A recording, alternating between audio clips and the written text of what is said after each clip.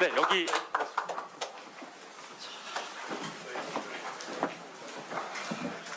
네, 오늘 저희 국민공약 언박싱데이 행사에 참석해주신 여러분 모두 감사합니다. 네, 저는 오늘 사회를 맡은 정책본부 청년보좌역 박민영이라고 합니다. 네, 반갑습니다. 네, 오늘 행사는 저희가 지금 1월 1일 날 윤석열 공약 위키를 발표한 뒤로 3주 동안 1,500여 개의 국민 제안이 들어왔습니다. 그 1,500여 개의 국민 제안 중에 저희 청년보좌역들이 10개를 추리고 그 10개 중에 저희 정책본부 팀장님들께서 최종 4개를 인큐베이션을 통해 공약화해 주셨는데요. 그 공약 오늘 4개를 발표할 예정입니다. 네, 그 발표도 콜라보레이션으로 제안해 주신 시민분들을 저희가 직접 초청을 해서 저희 팀장님들과 함께 발표가 이루어질 예정입니다. 네, 그래서 시작으로 먼저 후보님 격려 말씀부터 한번 들어보도록 하겠습니다.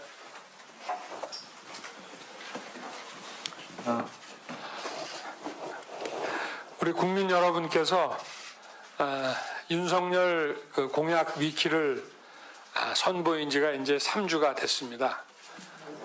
수만 개의 댓글이 달리고 약 1,500개의 우리 국민 공약이 접수가 됐습니다. 그리고 우리 또 청년들께서 만들어주신 AI 윤석열이 또 인기가 있다고 하는 말씀도 많이 들었습니다. 오늘 애써주신 이 공약을 4개를 이제 골랐는데 한번 그 제안자의 설명을 직접 듣고 우리가 또 국민들과 쌍방향으로 소통하는 정책의 수립, 집행 이 프로세스를 만들어 나가겠습니다. 네. 오늘 좀 수고 부탁드리겠습니다. 네.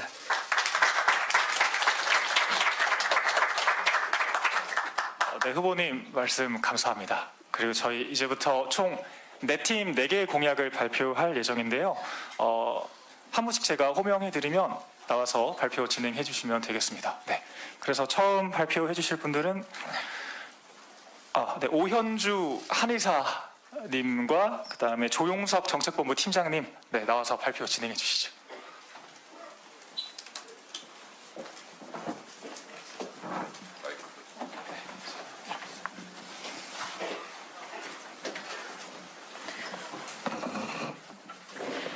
네, 안녕하세요. 올해 31살 서울에서 한의사로 근무하고 있는 오현주입니다. 먼저 일요일 아침에 이 소중한 주말 아침에 이 자리에 참석해 주신 당내의 기분 여러분들께 진심으로 감사 인사를 드립니다. 국민과 함께하는 국민의힘 제1호 국민 공약은 바로 육아재택입니다. 다음 페이지 넘겨주세요. 네, 국민 소개는 넘어가도록 하겠습니다. 네, 저는 아직 미혼이지만 앞으로 결혼도 하고 싶고 출산해서 육아도 하고 싶은 평범한 청년입니다. 그런데 육아휴직을 과연 사용할 수 있을지, 앞으로 일과 육아를 병행할 수 있을지 많은 고민이 듭니다. 주변에서 선배님들에게 많은 얘기를 들었습니다. 육아휴직을 사용하게 되면 실질적으로는 고용이 단절되는 경우가 너무 많습니다. 그 경력이 단절되지 않더라도 이제 실질적으로 임금이 오르지 못하고 제자리 걸음을 하거나 승진해서 누락되는 등 차별이 발생하는 일이 빈번하게 일어나고 있습니다. 그리고 또 현실적인 문제도 있습니다. 중소기업같이 인력이 적은 곳은 육아휴직을 할 경우에 대체할 인력을 구하지 못해서 현실적으로 휴직을 사용할 수 없는 경우가 발생하고 있습니다. 또 육아휴직을 사용해도 문제입니다. 육아휴직을 사용하게 되면 1년 동안은 급여를 받지만 그래도 그 급여는 원래 받던 급여에 미치지 못합니다. 또 2년 동안은 무급급여가 지급되기 때문에 실질적으로 맞벌이를 해서 생계를 유지해야 되는 부부들에게는 가계소득이 감소하는 것이 큰 부담으로 작용을 합니다. 또한 현행 대안제도로서 근무시간을 단축하는 제도가 있습니다만 우리나라 같이 출퇴근 시간이 오래 걸리는 나라에서는 그 근무시간 단축이 실질적으로 현실성이 없다는 비판이 제기되고 있습니다.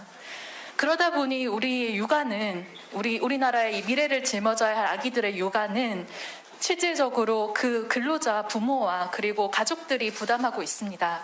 요즘에는 할머니나 할아버지들이 그 육아를 대신 담당하고 있는 황혼 육아도 증가하고 있습니다. 또한 커리어를 유지하려다 보니 출산을 늦게 해서 평균 출산 연령이 올라가고 이로 인해서 난임의 문제가 발생하거나 출산율이 감소하고 있습니다. 그래서 이런 문제들을 해결하기 위해서는 기존의 육아휴직 제도와 더불어서 일과 가정을 양립할 수 있는 새로운 형식의 유연 근로제의 도입이 필요하다고 생각을 하였습니다. 그래서 다음과 같이 육아재택이라는 새로운 제도를 신설하기를 건의드렸습니다. 다음 발표는 보좌관님께서 계속해 주시겠습니다. 네, 안녕하세요. 지금 방금 소개받은 정책본부에서 일하고 있는 조용석 팀장이라고 합니다. 우선 정말 그 소중한 자리에 소중한 제안을 해주셔서 너무너무 감사를 드리고요. 저 역시 12살 아이를 키우고 있는 입장입니다. 그래서 제 주변에도 육아휴직을 사용하다가 고민을 하는 친구들이 많은데요. 따라서 같은 고민을 하면서 또 깊이 공감하고 또 여러 전문가분들의 도움을 얻어서 이번 육아재택 공약을 만들었다는 말씀을 드립니다. 아까 말씀하셨다시피 지금 육아휴직을 거의 사용하는 경우가 굉장히 힘듭니다. 작년 통계를 보면 2020년 기준으로 출생아 부모 중에 약 26.8% 정도만이 육아휴직을 사용했고요. 또 그중에 사용하시는 분들의 63.9%만이 실질적으로 이용할 수 있었다는 통계가 있습니다. 그만큼 육아휴직을 사용하는 경우가 굉장히 드물다는 뜻인데요. 여러 가지 아까 어려움은 우리 오현주님께서 잘 설명을 해주셔서 이 부분에 대해서는 말씀을 좀 생략할 수 있도록 하겠습니다. 육아재택제도는 말 그대로 일도 하면서 육아를 할 수 있는 새로운 개념입니다. 실질적으로 육아재택제도는 일가정 양립의 새로운 모델이라고 생각합니다. 집에서 일을 하면서 아이를 볼 수 있는 새로운 개념이라고 생각을 하고요. 따라서 그 재택근무를 통해서 육아기에 단절 없이 육아와 일을 동시에 수행할 수 있는 가장 유연한 근무 형태라고 생각을 합니다. 그래서 저희는 공약을 발전시키면서 이거를 어떻게 기업들에서 지금 현재 육아휴직 제도가 이용되고 있는데 육아재택 제도를 또 하나의 옵션으로 저희가 제시를 한다면 기업에서 선택을 하고 이 부분에 대해서 또 실질적으로 육아휴직을 사용하는 분들에게 선택권을 드리고자 했습니다. 또 하나 그에 대해서 충분히 채택할 수 있도록 기업에게 저희가 또 다른 인센티브를 제공하는 것 역시 고민을 했습니다. 따라서 결과적으로 기존의 육아휴직과 함께 전일 또는 반일 근무가 가능한 육아재택 제도나 일부 기간은 육아휴직으로 또 일부 기간은 육아재택으로 근무하는 등 다양한 형태로 할 수 있는 선택권을 드리고자 하는 게 핵심 포인트라고 할 수 있습니다. 따라서 저희가 만약에 정부하고 지자체를 비롯해서 공공부 부분에서는 이를 먼저 적극적으로 도입을 하고 많은 기업들에게는 많은 기업들에게 육아재택을 채택한 기업들에게 다양한 인센티브를 제공하도록 하겠습니다. 그 인센티브의 중요한 예로서 저희는 재택근무용 통신 장비 도입이나 유지보수 비용, 그다음에 클라우드 사용료, 노무 담당자 및 근로자 교육 훈련 비용, 또 외부 전문가들에 의한 컨설팅 비용 등을 저희가 충분히 지원할 예정입니다. 또한 재택근무에 필요한 인프라 구축비, 교육 훈련비에 대한 이런 세제 혜택들도 고려하고 있습니다. 또 하나 육아재택을 도입한 기업들에게 가족 친화 기업으로 정부가 공식적으로 인증을 해주는 것도 그 기업들에게는 큰 도움이 될 거라고 생각을 합니다. 말씀드렸다시피 지금 오현주님께서 제안하셨던 부분을 충분히 공약화시켜서 이를 확장시켜 나간다면 이를 통해서 육아재택은 제가 봤을 때는 진짜 기존 육아휴직의 틀을 깨고서 새로운 패러다임을 만들어 나갈 수 있는 좋은 제도라고 생각을 합니다. 그 이후로 코로나가 확산되면서 지금 재택근무에 대한 경험들이 굉장히 많이 쌓여 있습니다. 또한 이건 재택근무 역시 새로운 근로 형태로 빠르게 확산이 되고 있습니다. 따라서 육아휴직 대신에 육아재택을 선택하는 근로자는 임금과 커리어 손실을 최소화하면서 육아를 병행할 수 있습니다. 기업 입장에서도 고용의 연속성을 확보할 수 있고 특히 중소기업의 경우 대체 근로 확보가 굉장히 어렵습니다. 대체 근로자 배정이나 고용의 문제를 해결할 수 있기 때문에 기업이나 근로자 입장에서 모두 이익이 될 수 있다고 생각합니다. 또한 아까도 설명을 주셨다시피 계약직 근로자 역시도 계약상 근무 기간 종료까지 육아재택을 이용해서 육아 근무를 계속 보장받을 수 있기 때문에 계약 종료에 따른 부담으로 인한 출산율 미루는 일도 줄어들 것이라고 생각을 합니다. 이처럼 육아재택제도는 OECD 최저 수준의 출산 문제를 해결하는 데 있어서도 굉장히 큰 도움을 줄 것이라고 생각합니다. 이번에 그 국민과 협업해서 국민 공약으로 탄생한 육아재택제도를 통해서 윤석열 정부는 일과 육아를 함께하는 새로운 희망을 국민 여러분께 만들어갈 수 있도록 하겠습니다. 감사합니다. 네, 저희가 공약별로 질문은 이 공약에 대한 질문만 한 가지씩만 받도록 하겠습니다. 질문 있으신 분 계실까요? 연합뉴스 이슬기 기자입니다. 육아 재택이라고 하면은 집에서 육아도 하면서 일도 하는 그냥 크게 말할게요. 육아도 하면서 일도 하는 식으로 진행이 되는 건가요? 만약에 그렇다면 생산성 감소가 어쩔 수 없이 있을 텐데 그거에 대해서 뭐 파견은 물론이고 공공기관에서 당기지 않을 것 같거든요. 어떻게 생각하세요? 근데 실질적으로 지금 일부 대기업하고 지자체에서 시행하는 기관이 있습니다. 근데 거기에 대한 호응도 굉장히 좋은 걸로 알고 있고요.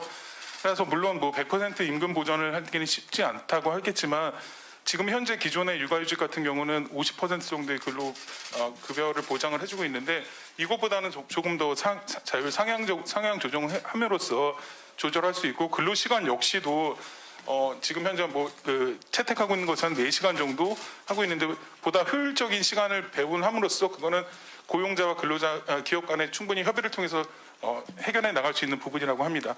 그래서 저희는 이 모델을 일단은 제시하고 그 옵션을 실제적으로 제시함으로써 실제적으로 기업에서도 선택의 폭을 넓힐 수 있고 이를 활용하는 그 국민 입장에서도 육아 재택을 통해서 오히려 그 수요가 훨씬 더 많을 거라고 생각을 합니다. 그래서 반응이 더 좋을 거라고 생각을 하고 이런 새로운 모델을 제시하는 게 의미가 있다고 생각을 합니다.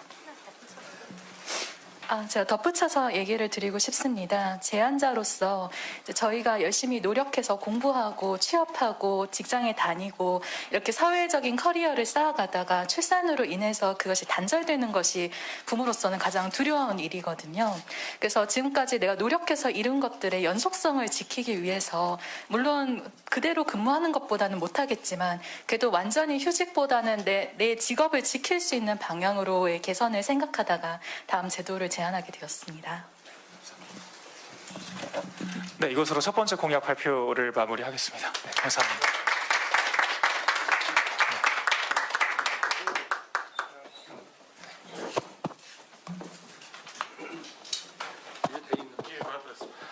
그리고 제가 알기로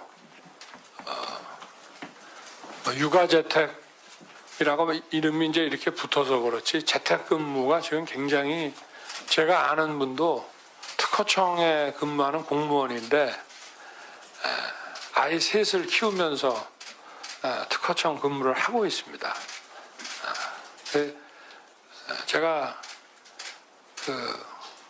할 수 있냐 그랬더니 전혀 문제가 없고 특허 심사관인데 자료들을 전부 집에서 다 보고 연결해서 그리고 사무실은 뭐 일주일에 한 몇 시간 정도 나가서 꼭 필수적인 것만 하고 지금 이게 우리가 비대면의 이런 언택트 문화로 지금 가고 있기 때문에 아주 좋은 아이디어 같고 이게 단순히 육아 문제를 떠나서 재택근무를 자꾸 활성화시켜 나가는 쪽으로 가는 게 저는 맞다고 보고 있거든요.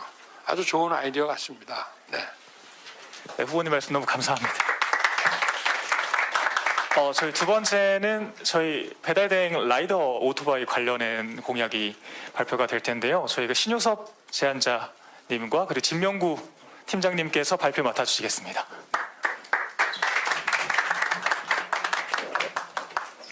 안녕하세요. 서울에서 33살 회사원입니다. 신효섭이라고 합니다. 제가 두 번째로 제안드린 공약은 오토바이 교통 안전을 강화하겠습니다라는 공약입니다. 다음 넘겨주시죠. 네, 지금 배달 시장이 커지고 오토바이 운전자들의 증가로 인해서 우리는 집에서 24시간 내내 편리하게 많은 것을 누릴 수 있지만 그만큼 도로와 골목 등에서 운전자와 보행자 모두 위험에 많이 노출됩니다. 올바른 운전 문화가 정착되어 더 이상 안타까운 사고가 없고 모두가 불편함을 느끼는 일이 없길 바라는 마음에 이 공약을 제안하게 되었습니다.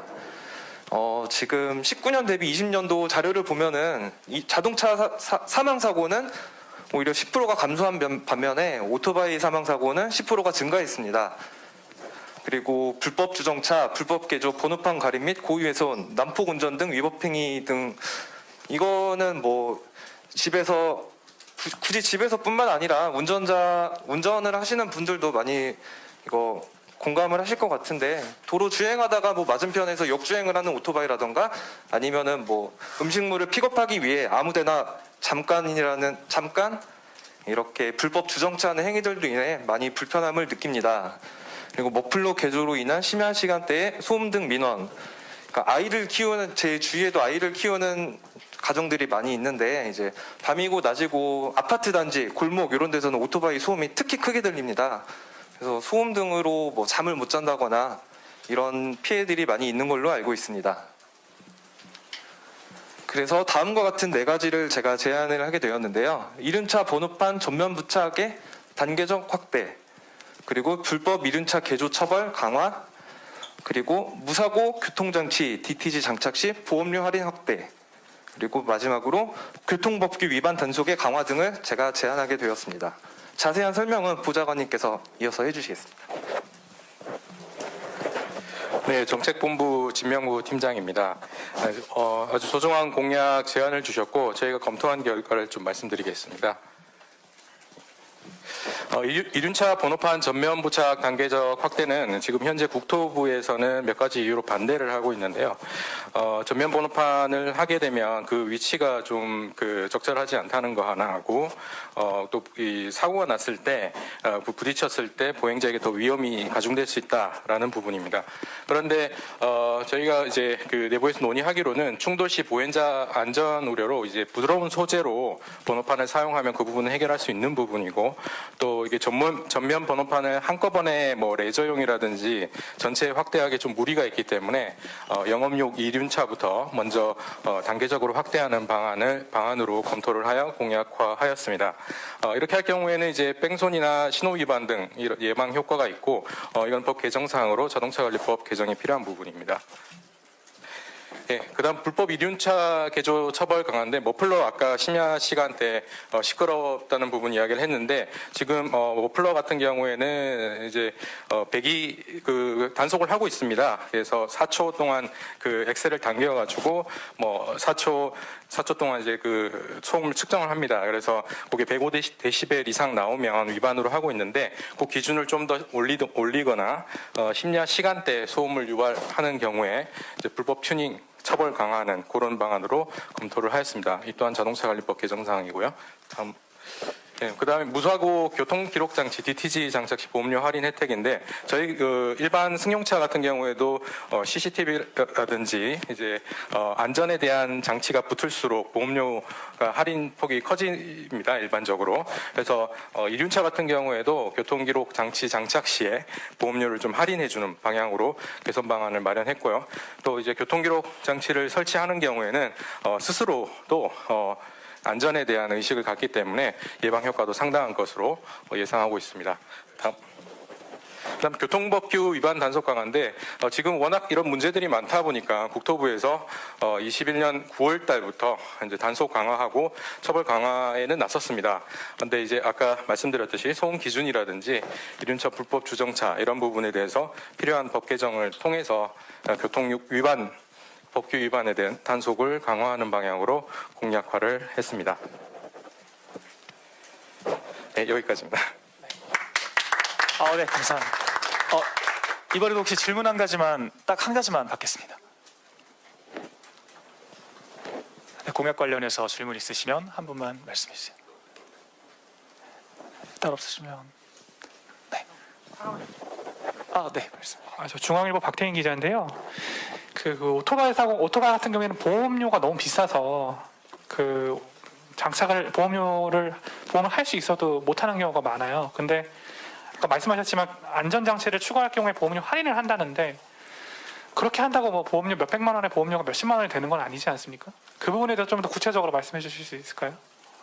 보험료 자체 부담 부분에 대해서 지원하는 정책으로는 저희가 고려를 하지 않았는데, 이 보험료는 기본적으로 이제 그 피보험자, 보험자가 다 부담을 해야 되는 부분이고, 그 할인율을 높이면 그만큼 감가를 할 수 있기 때문에 저희는 그 방향으로 검토를 했지, 보험료 기본 자체를 줄인다는 부분은 따로 검토를 하지 않았던 부분입니다. 첨언하실 거 없으시면 네, 충분히 한 말씀 하시겠어요? 네. 네, 그러면 두 번째 발표 이것으로 마무리하도록 하겠습니다. 네. 그리고 저희 세 번째로 준비한 국민 공약은요, 저희 그 의료보험, 그 건강보험 수급 관련해서 본인 인증을 강화하기 위한 공약을 제안을 해주셨습니다. 그 제안해주신 분이 박기범 제안자님과 권백신 팀장님께서 발표 맡아주시겠습니다.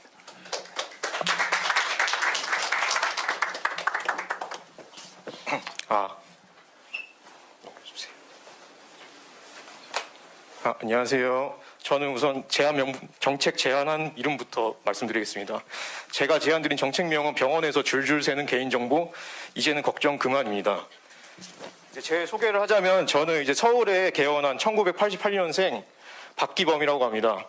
제가 이제 1인 그 원장으로 개원을 한 달 전에 했는데 진료와 관련해서 이제 여러 가지 문제점이 눈에 보여서 이런 정책을 제안드리고 싶던 중에 윤석열 후보님께서 이런 행사를 하시기에 이번 기회에 정책 제안을 드리게 되었습니다. 국민건강보험법 제12조에 의하면 이제 환자는 초재진 전에 여권이나 주민등록증, 운전면허증 아니면 건강보험 등록증 등을 제시해서 이제 본인 정보 확인을 하고 나서 진료를 보게 되어 있는데, 현재 많은 병원이나 의원급에서 이렇게 하지 않고 수기로 이제 이름이나 주민등록번호를 작성하고 나서 이제 접수하고 진료를 보게 되어 있습니다.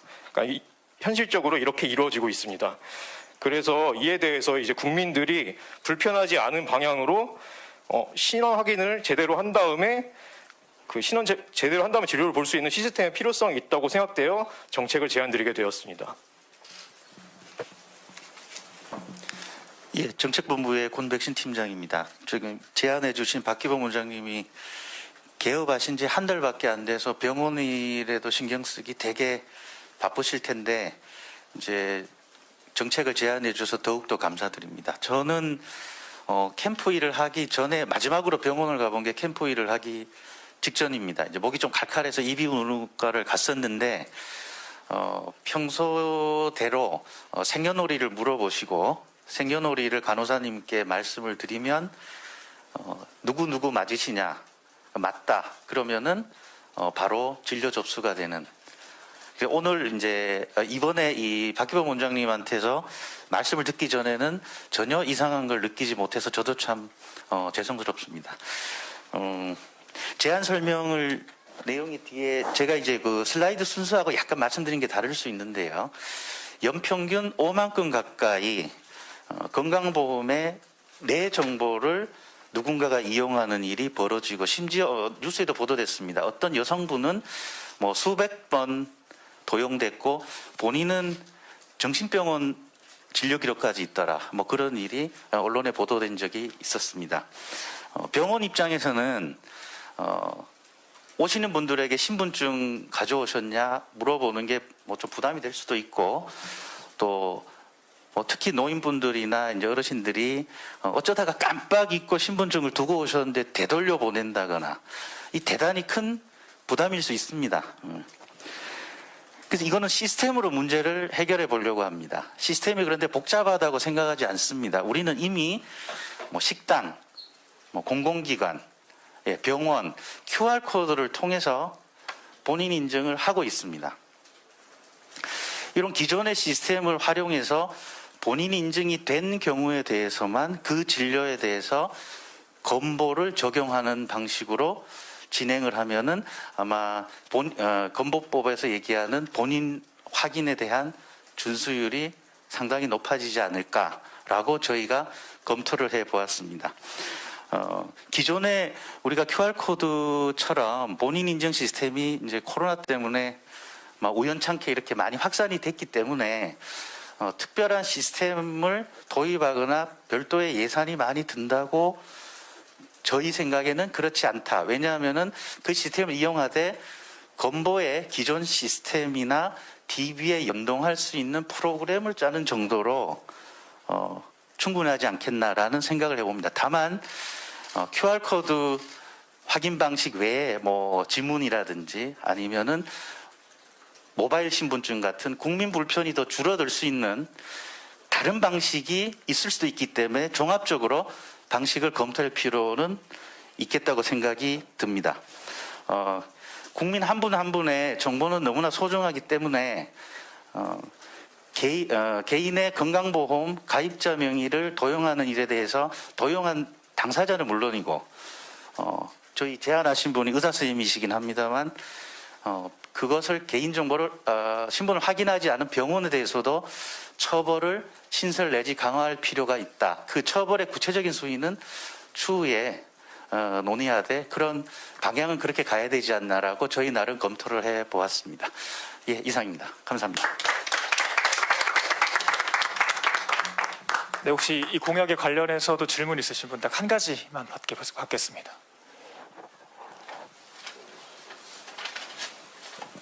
따로 질문 없으신가요?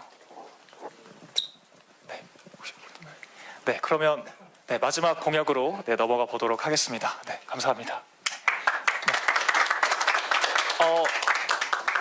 마지막 공약은 저희 일선 소방공무원 처우 개선을 위한 공약 패키지인데요. 저희 오철환 청년 보좌역과 최종화 팀장님께서 발표를 맡아주시겠습니다.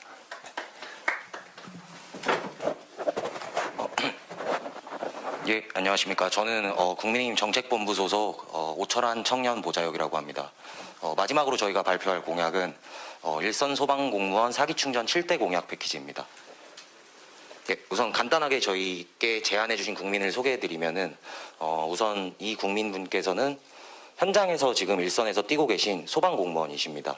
소방공무원 직업 특성상 이제 신분이 노출될 경우에 여러 가지 불편함에 대해서 조금 우려하셔서 제가 대신해서 이렇게 국민 사연을 소개하게 되었고, 예, 소개하게 되었습니다. 다음 좀 해주세요.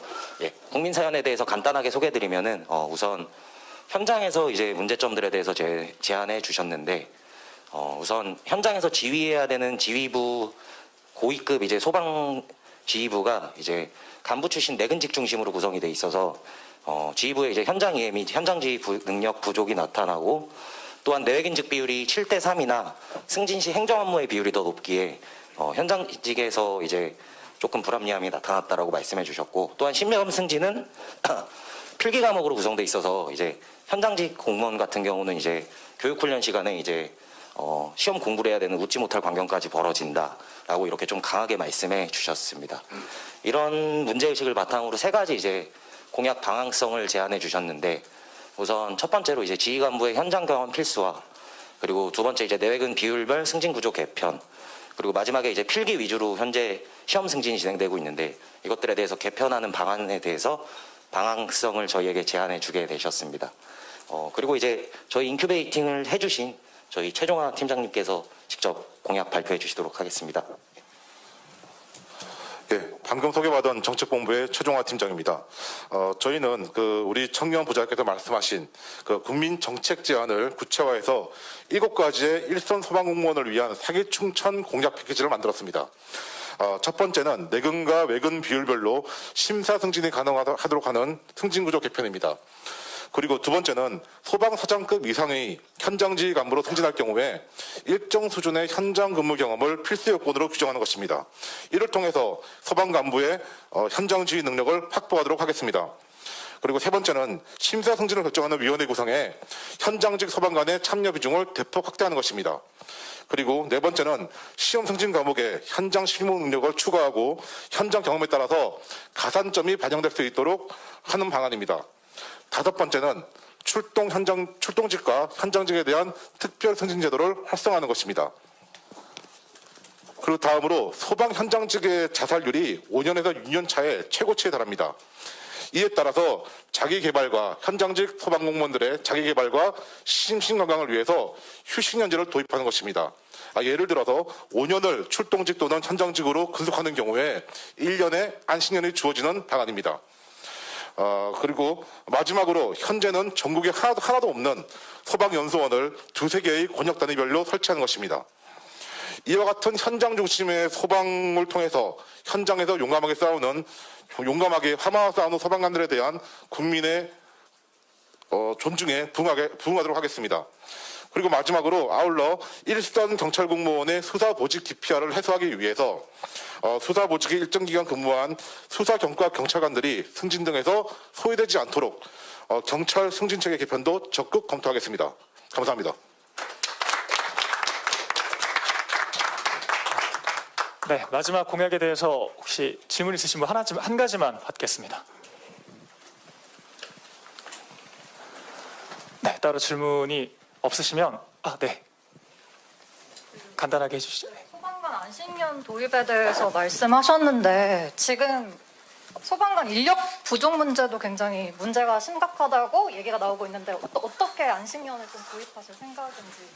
그러니까 현장직과 내근직의 적정 비율이 분명히 존재를 하고 있는데 그런 경우에 안식년을 도입하는 경우에 5년 정도 근무를 하고 1년을 이제 휴식 기간을 가지게 되면은 현장직 부족 현상이 발생할 수 있습니다. 그에 대해서는 이제 현장직 공무원의 어떤 추가 고용이라든가 그리고 내근직을 현장직화하는 그런 방안도 추가적으로 검토할 수 있도록 그렇게 좀 계획을 하고 있습니다. 네, 감사합니다. 네, 이것으로 저희 공약 발표 모두 마치도록 하겠습니다. 혹시 부무장님 저희 마무리, 네, 마무리 간단하게.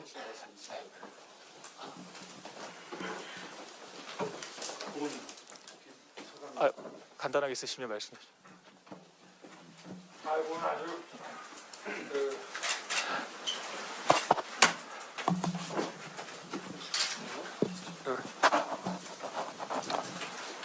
우리 국민들께서 또 젊은 청년들께서 제시하신 이 공약 아이디어 아주 잘 경청했습니다.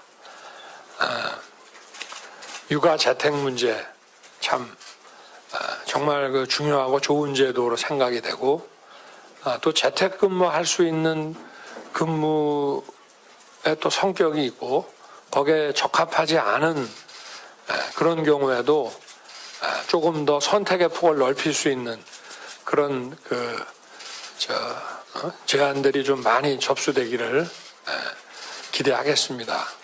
또 오토바이 안전사고, 오토바이 자체 접촉도 중요하지만 오토바이가 차량 대 차량이라든지 다른 사고를 또 유발하는 경우도 많기 때문에 이 안전 관리를 위해서 이런 제언이 굉장히 유용하다고 그래 생각이 되고요. 또 세 번째가 건강보험.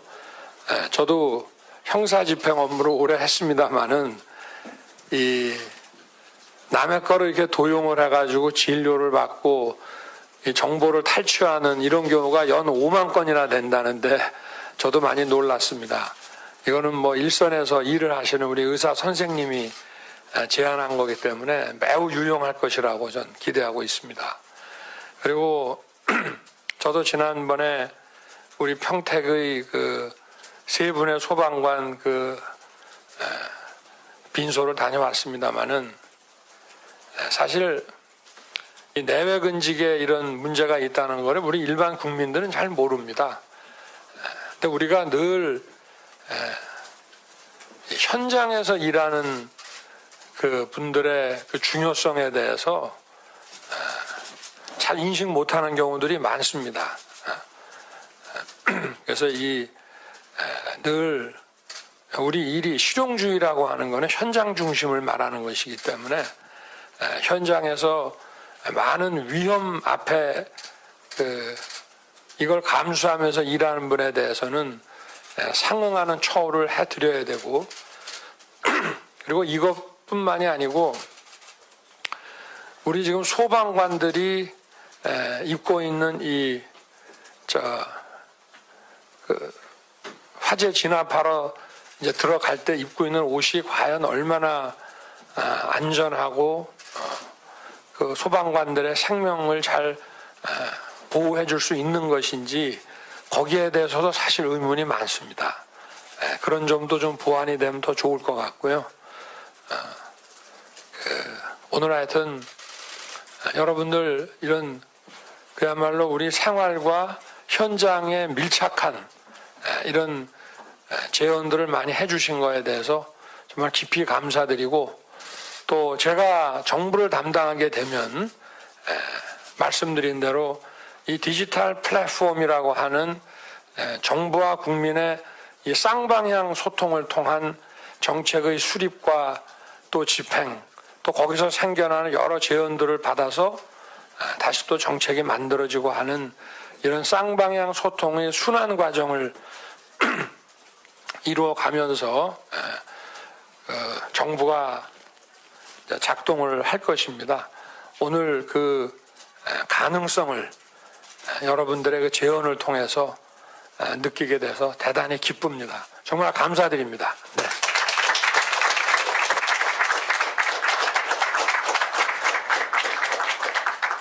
네, 저 이것으로 식은 마무리하도록 하겠고요. 간단하게 단체 사진 하나 찍고 나서 마무리하는 걸로 하겠습니다. 네, 저도 참석해 주셔서 너무 감사합니다. 네.